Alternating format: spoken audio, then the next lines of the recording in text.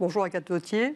Bonjour Marie-Claire. Ravie de vous retrouver sur ce plateau de Smart Woman. Alors Agathe, vous êtes la CEO cofondatrice donc du Gallion Project que vous avez lancé officiellement, c'était en mai 2015 je crois, et c'était après des échanges, de rencontres avec Jean-Baptiste Rudel qui était à l'époque, qui était le créateur, qui a été initialement le créateur de Criteo.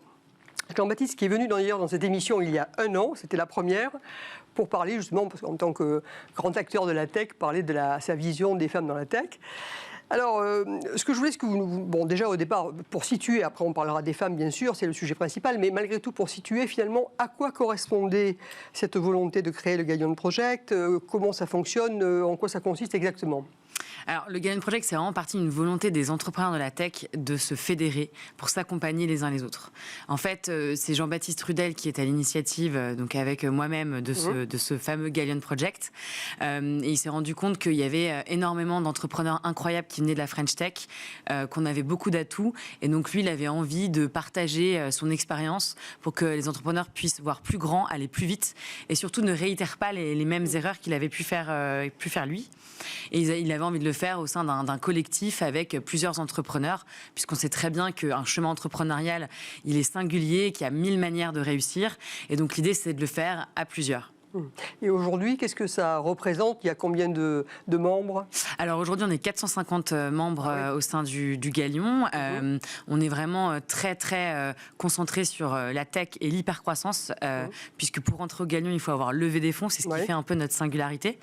Et donc on s'aide dans cette phase de croissance. Donc tous les entrepreneurs ont une fameuse term sheet, ont des investisseurs, ont un board et des objectifs de croissance assez ambitieux.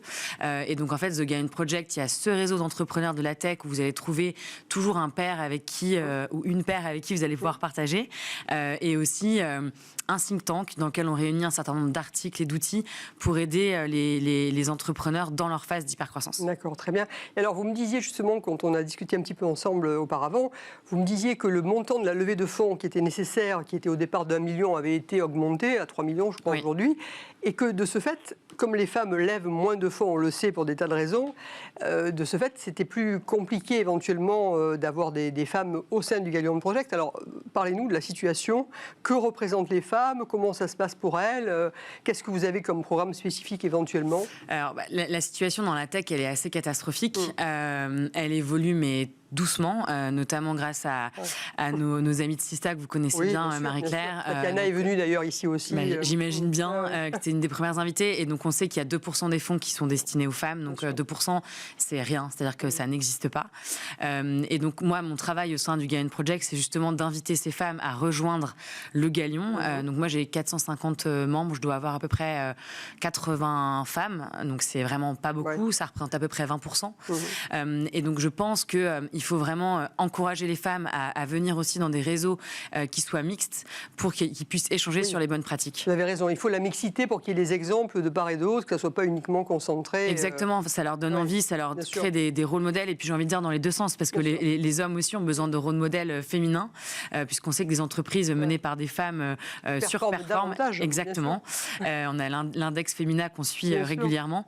Et donc du coup, je pense notamment à Isabelle Ravier, qui est une entrepreneure dans la tech, qui, grâce au Gallion, a vraiment senti son ambition stimulée. Elle en parle assez souvent, et elle s'est dit, attends, si eux, ils lèvent 10 millions, pourquoi pas moi? Et là, elle a une entreprise en forte croissance.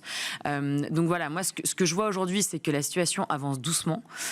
Et donc nous, le Gallion Project, on est là depuis 8 ans. La nouveauté, c'est que maintenant, on compte les femmes pour que les femmes comptent. Donc maintenant, le fameux slogan tout à fait de Sista. Et pertinent, donc, on peut voir un peu l'évolution et avoir un réel impact. Il y a une prise de conscience aussi des investisseurs. Les entrepreneurs, c'est une opportunité. Les entrepreneurs, les femmes, pour elles, d'y aller, puisque je dis à toutes les femmes que les entrepreneurs cherchent des projets portés par des femmes. Donc, c'est vraiment un bon moment pour y aller. Et donc voilà. Mais qu'est-ce que, alors justement, parce qu'en termes de programme, vous avez un programme programme spécifique pour elles, je crois. Oui, on a un programme spécifique dont je vais vous parler et qui est super intéressant à suivre. Oui. Donc on fait avec BNP Paribas depuis 3 ans maintenant. On a une promo de 10 femmes qui rejoignent le Galion. Alors je tiens à préciser qu'elles payent la moitié de leur membership. C'est plutôt moi qui ai souhaité ça, puisqu'on dit souvent que dans les femmes, en fait, elles ont aussi beaucoup de ponts, en fait. Et que moi, je me suis posé beaucoup la question de me dire, si j'ai envie qu'il y ait plus de femmes, il faut que ça soit gratuit pour les femmes.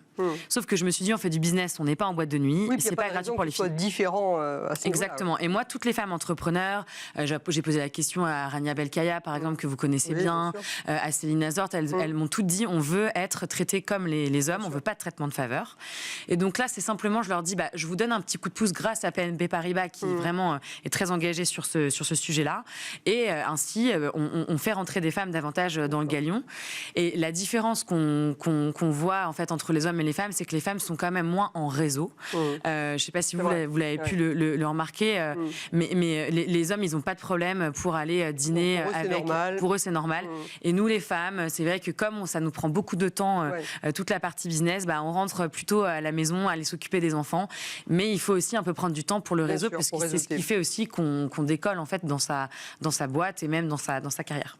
Écoutez, vraiment bravo et merci, parce que vous avez, une fois de plus, on a vérifié avec vous dans cette discussion à quel point finalement dans les leviers de l'entrepreneuriat réussi, il y a effectivement ce partage d'informations, ces bonnes pratiques, les exemples des pairs, l'accompagnement, et que c'est très important. Donc, oui, je pense que la création la création de rôle modèle, elle est essentielle, et d'où cette émission, on en parlait, c'est important que les femmes puissent s'exprimer, et aussi le message que je voudrais passer, c'est la différence de projets en fait portés par des femmes que je vois depuis 8 ans, qui vont sur de la deep tech, de la biotech, de la fintech, et c'est des projets qu'on voyait peu avant, et maintenant on voit que les femmes se lancent dans toutes sortes de projets avec une ambition démesurée. Absolument. Donc je suis ravie de... C'est le mot de la fin, Agathe. Exactement.